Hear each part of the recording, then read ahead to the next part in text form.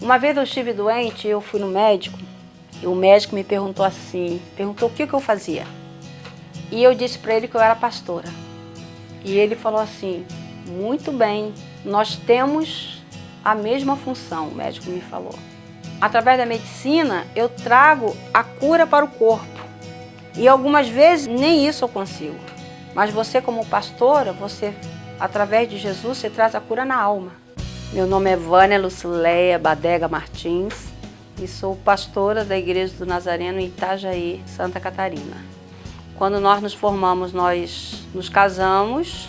Depois desses primeiros 3 anos, o meu marido faleceu.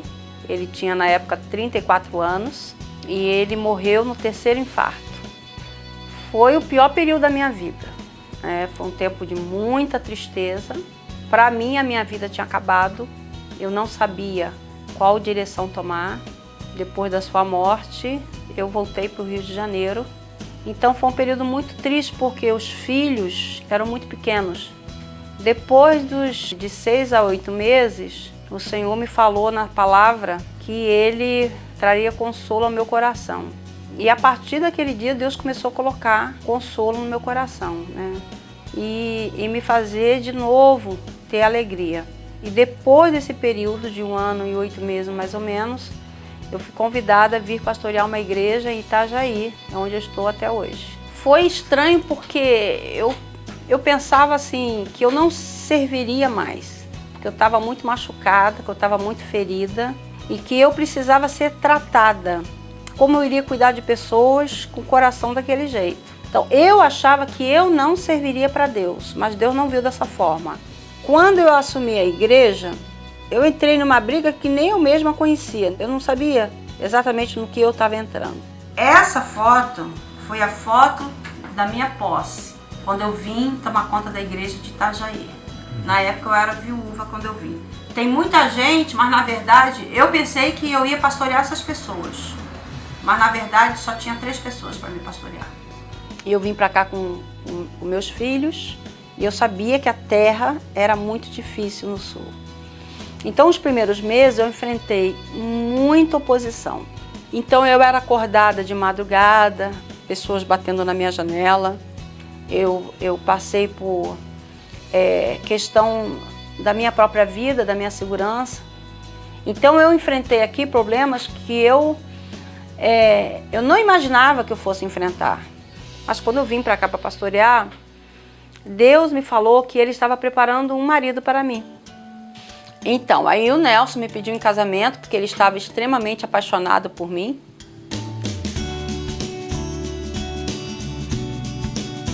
Então ele veio trazer para o meu ministério o que eu precisava.